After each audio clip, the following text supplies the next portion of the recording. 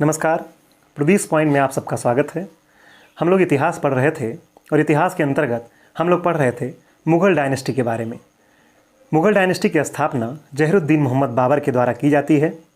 बाबर अपनी शुरुआती परिस्थितियों से उबर कर भारत पहुंचता है और भारत में इब्राहिम लोदी को पानीपत के युद्ध में हराकर वो भारत में मुग़ल साम्राज्य की स्थापना करता है और खानवा के युद्ध में वो राणा सांगा को पराजित करता है और अपने मुग़ल जो डायनेस्टी होती है उसको अस्थायित्व प्रदान करता है। अगर देखा जाए तो बाबर ने भारत में कुल 4 युद्ध लड़े। पहला था पानीपत का युद्ध, दूसरा था खानवा का युद्ध और तीसरा था चंदेरी का युद्ध और चौथा था घाघरा का युद्ध।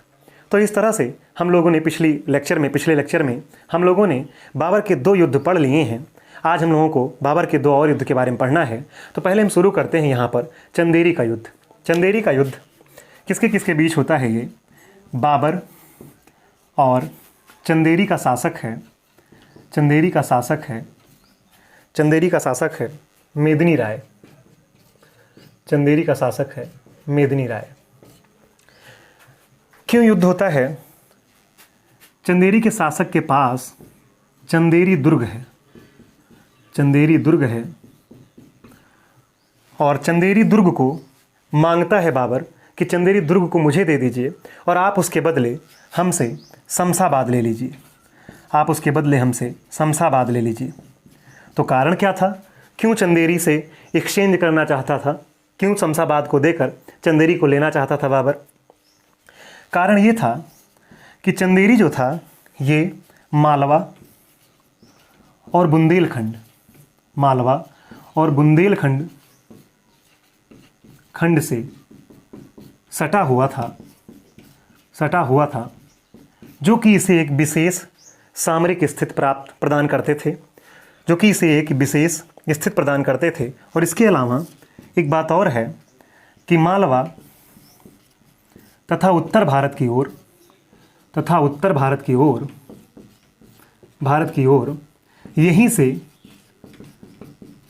मुख्य सड़कें निकलती हैं। तो इस तरह से अगर देखा जाए तो आप समझ सकते हैं कि चंदेरी बाबर के लिए क्यों महत्वपूर्ण था। वो उत्तर भारत पर अधिकार चाहता था और चंदेरी से ही वो सड़कें चंदेरी से ही होकर उत्तर भारत के लिए मुख्य सड़कें निकलती थीं। इसीलिए बाबर कहता है कि आप चंदेरी दुर्ग मुझे दे दीजिए और हमसे शमशाबाद ले लीजिए। लेकिन मेदिनी राय इस प्रस्ताव को ठुकरा देता है और यही कारण बनता है दोनों के बीच युद्ध का। और इस युद्ध में जैसा कि आप जानते हैं कि मेदिनी राय पराजित होता है और बाबर विजयी होता है। यहाँ पर एक बात देखने वाली और है कि जब ये युद्ध चल रहा था तभी जो महिलाएं थीं, चंदेरी की महिलाएं थीं, उन्होंने जौहर प्रथा के द्वारा आत्मदाह कर लिया। जौहर प्रथा को अपनाकर आत्मदाह कर लिया। जौहर प्रथा क्या है? जौहर प्रथा ऐसी प्रथा है जिसमें स्त्रियां अपने पतियों के स्वाभिमान को बचाने के लिए खुद आग में चली जाती हैं।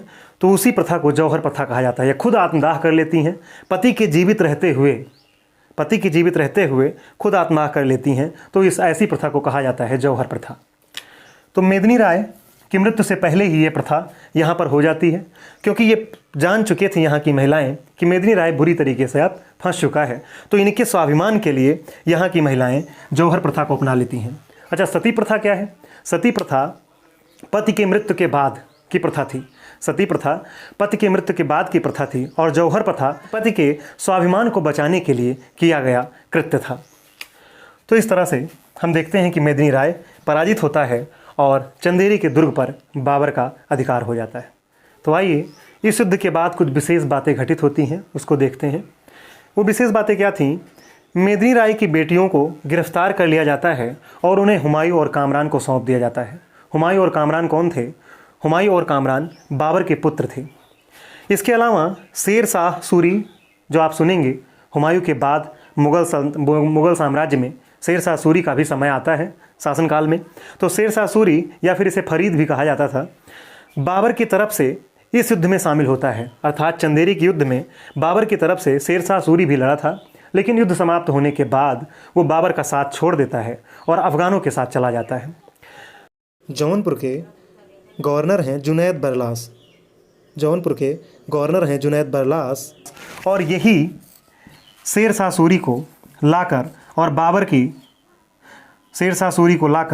बाबर की सेना में शामिल करवाते हैं। तो ये कुछ महत्वपूर्ण बातें थीं चंदेरी के युद्ध से संबंधित। और बाबर का जो चौथा और आखिरी युद्ध था उसका नाम था घाघरा का युद्ध। ये हुआ 5 मई 1529 ईस्वी में। ये घटित हुआ 5 मई 1529 ईस्वी में। इस युद्ध की खास बात ये थी कि ये मध्यकाल का पहला युद्ध ऐसा था जो जल और थल दोनों में लड़ा गया था। मध्यकाल का पहला ऐसा युद्ध था जो जल और थल दोनों पर लड़ा गया था। क्यों ऐसा हुआ था? क्योंकि ये घाघरा के किनारे लड़ा गया था, तो सैनिकों ने घाघरा में भी लड़ाई की और थल पर अर्थात उसके बाहर भी लड़ाई की। तो ऐसा पूछा जाता है कि पहला जल और थल दोनों में लड़ा जाने वाला युद्ध कौन था? तो हम लोग कहते हैं घाघरा का युद्ध। इस युद्ध में अगर हम देखें तो एक तरफ तो बाबर था ही और दूसरी तरफ था अफ़गान, और दूसरी तरफ से अफ़गान, और इनका नेतृत्व कर रहा था महमूद लोदी। इनका नेतृत्व कर रहा था महमूद लोदी। आप देखते होंगे कि खानवा के युद्ध में, जब खानवा का युद्ध हम पढ़ रहे थे तो हमने आपको बताया था कि महमूद लोदी खानवा के युद्ध में राणा सांगा की तरफ से उस युद्ध में पार्टिसिपेट करता है, और जब राणा सांगा पराजित हो जाता है तो ये भाग कर आता है और बिहार में शरण लेता है। और एक बात और, एक शासक हैं, बंगाल के शासक हैं इस समय, नुसरत शाह जो है ये अफ़गानों की मदद करते रहते हैं। हालांकि बाबर से इनका संबंध मित्रवत था नुसरत शाह का, लेकिन फिर भी ये अफ़गानों की मदद करते रहते हैं। बाबर नुसरत शाह से कई बार इसके लिए टोकता भी है कि आप अफ़गानों की मदद ना करें, लेकिन इस पर कोई ध्यान नुसरत शाह नहीं देता है और वो अफ़गानों की मदद करता रहता है। दोनों के बीच युद्ध होता है, अफ़गान और बाबर दोनों के बीच युद्ध होता है, और इस युद्ध में बाबर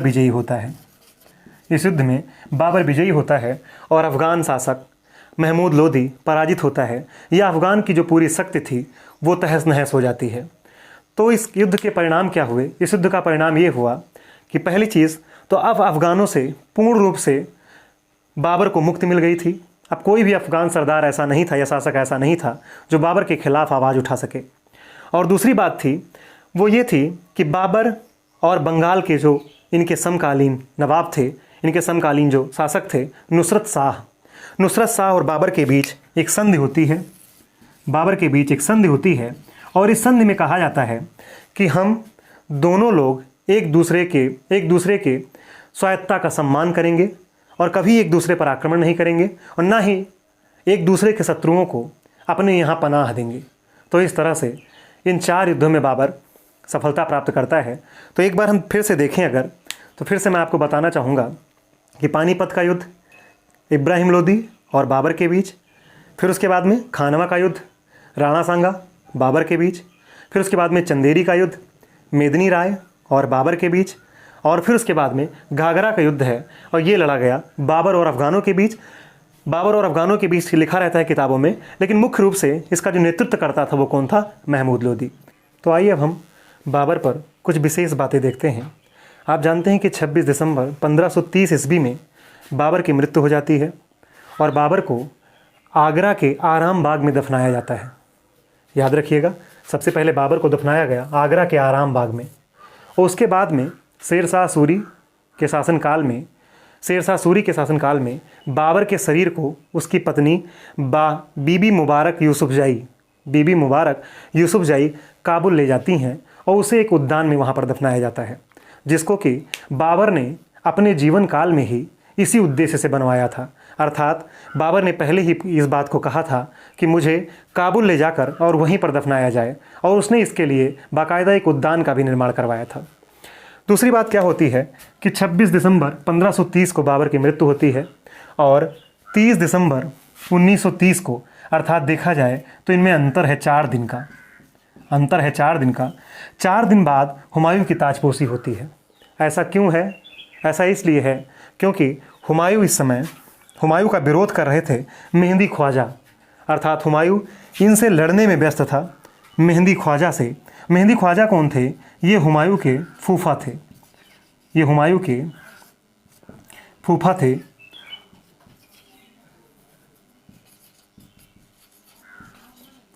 तो इनको पराजित करने के बाद हुमायूं सत्ता संभालता है। बाबर ने अपनी वसीयत में हुमायूं को संबोधित करते हुए लिखा कि ये दुनिया उसी की है जो श्रमिक हैं, मालिक बनोगे तो मज़दूर बन जाओगे। ये दुनिया उन्हीं की है जो श्रमिक हैं, मालिक बनोगे तो मज़दूर बन जाओगे। बाबर और आगे लिखता है कि मैं तुम्हारे पीछे तुम्हारे भाइयों को छोड़ रहा हूँ। मैं तुम्हारे पीछे तुम्हारे भाइयों को छोड़ रहा हूँ जो कितनी भी बड़ी गलती करें उन्हें कभी सज़ा मत देना, उन्हें कभी दंड मत देना। बाबर फिर आगे कहता है कि पूरे राज्य के 4 हिस्से करना, पूरे राज्य के 4 हिस्से करना और उसे स्वयं तथा अपने 3 भाइयों में बराबर बराबर बांट करके राज्य करना। जो चौथी बात कहता है बाबर, वो कहता है कि बेटा ईश्वर में विश्वास रखना, क्योंकि ईश्वर की इच्छा के बिना कुछ भी संभव नहीं है। गुलबदन बेगम जो कि बाबर की पुत्री है,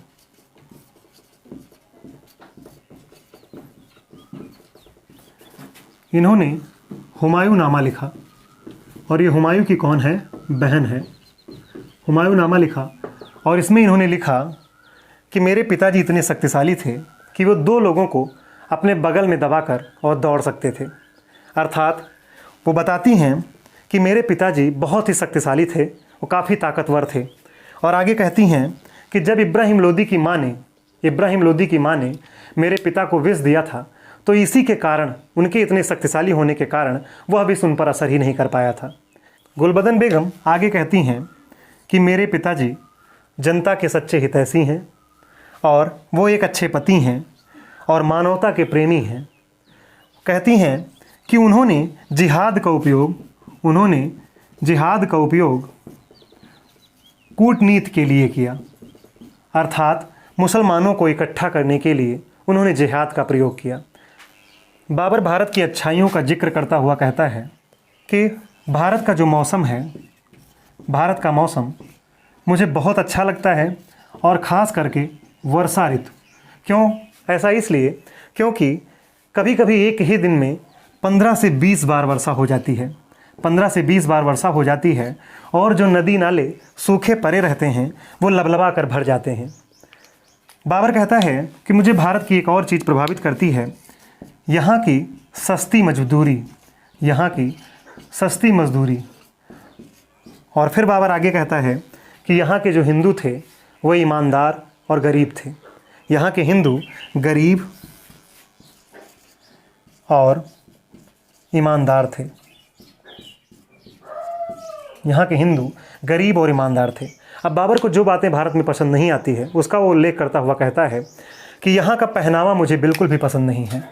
पहनावा यहाँ का बिल्कुल भी पसंद नहीं है क्योंकि पहनावे में यहाँ के लोग केवल लंगोट धारण करते थे। इसके अलावा जो तंदूरी होती है उसमें भी यहाँ मिठास नहीं है। इवन देन अगर देखा जाए तो अनार और अंगूर में भी उतने रस नहीं है, अर्थात यहाँ के अनार और अंगूर भी रसदार नहीं है। बाबर आगे कहता है कि यहाँ के लोग मसाल जलाना नहीं जानते हैं बल्कि वो ढिवरी जलाते हैं। तो ये बात, इन बातों का उल्लेख बाबर करता है और भारत की अच्छाई बुराई बताता है। तो आइए अब हम कुछ अन्य महत्वपूर्ण बिंदुओं पर विचार करते हैं। बाबर की आत्मकथा थी तुजुक-ए बाबरी, जिसको बाबर ने स्वयं तुर्की भाषा में लिखा था। बाबर की आत्मकथा थी तुजुक-ए बाबरी। इसे बाबरनामा के नाम से भी जाना जाता था, वाक़ियात बाबरी के नाम से भी जाना जाता था और ये लिखा गया था बाबर के द्वारा तुर्की भाषा में। और बाबर इसको लिखता है मुबैयान शैली में। मुबैयान शैली क्या थी? मुबैयान शैली तुर्की भाषा में जब गद्य और पद्य दोनों में लिखा जाता है तो ऐसी शैली को कहा गया मुबैयान शैली। तो ये याद रखना कि बाबर ने तुजुक-ए बाबरी की रचना की, अर्थात अपनी आत्मकथा लिखी, और वो किस भाषा में थी? तुर्की भाषा में। मुग़लों की जो भाषा थी, मुग़लों की जो राजभाषा थी वो फ़ारसी थी। तो आप यहाँ देखें कि सर्वप्रथम पायंदा खां ने इसका अनुवाद फ़ारसी भाषा में किया। अर्थात पायंदा खां ने इसका अनुवाद, तुझे के बाबरी का अनुवाद तुर्की से फारसी भाषा में किया। फिर उसके बाद में तुरंत बाद, इसके जस्ट बाद 1590 में अब्दुल रहीम खान खाना ने भी इसका फारसी भाषा में अनुवाद किया। अब आपको कहीं कहीं पर ये पायंदा खान का नाम ही नहीं मिलेगा कि इन्होंने अनुवाद किया था, सीधे अब्दुल रहीम खान खाना का नाम दे दिया जाता है। तो अगर पायंदा खां विकल्प में रहें तो आप पायंदा खां को टिक करेंगे और नहीं तो आप अब्दुल रहीम खान खाना। बाबरनामा का फारसी से अंग्रेजी में अनुवाद, अर्थात बाबरनामा का फारसी से अंग्रेजी में अनुवाद लीडन, अर्सकिन और एल्किंग लीडन, अर्सकिन और एल्किंग के द्वारा किया जाता है और ये समय होता है 1826 में। ये जो अनुवाद किया गया फारसी से अंग्रेजी में 1826 में लीडन, अर्सकिन और एल्किंग के द्वारा। बाबरनामा का तुर्की से अंग्रेजी में अनुवाद मिसेज बेवरिज के द्वारा 1905 में किया जाता है। Mrs Beveridge 1905। अब समझिएगा इसको कि बाबर ने अपनी आत्मकथा किस में लिखी? तुर्की भाषा में। पायंदा खां ने सबसे पहले इसका अनुवाद फारसी भाषा में किया, फिर उसके तुरंत बाद अब्दुल रहीम खान खाना ने भी इसका फारसी भाषा में अनुवाद किया।